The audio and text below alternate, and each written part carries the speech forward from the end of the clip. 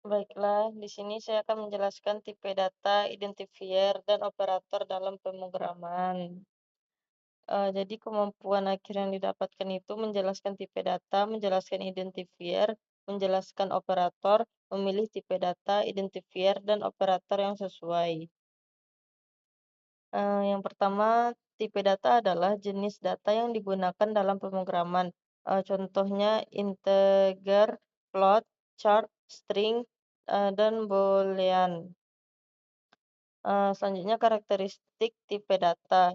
Kalau integer itu bilangan bulat, kalau float bilangan pecahan, chart satu karakter, string kumpulan karakter, dan boolean itu true atau false, benar atau salah.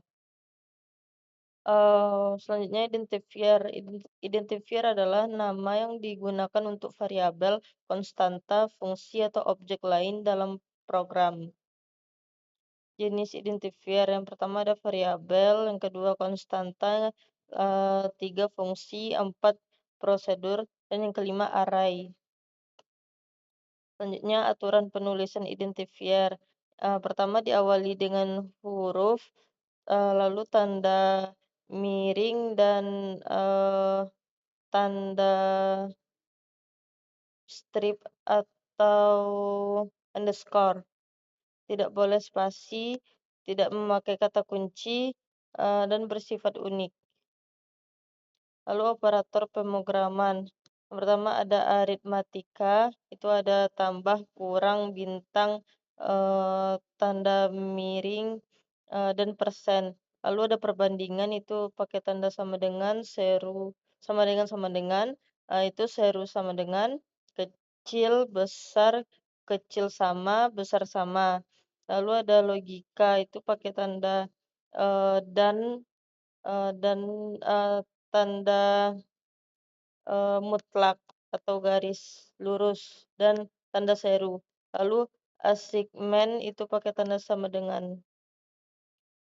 Lalu contoh penggunaannya itu umur, berarti memasukkan umur, misalkan 20. Lalu flat tingginya itu 170,5. Lalu if umur itu besar sama 18, lalu pakai tanda dan, lalu tinggi itu besar 160, lalu pakai kurung keriting. mmm, Selanjutnya memilih tipe data dan operator. Itu gunakan integer untuk bilangan bulat, float untuk desimal, boolean untuk kondisi, string untuk teks. Lalu ada contoh soalnya itu hitung total belanja dan tentukan apakah mendapat diskon menggunakan operator perbandingan dan logika.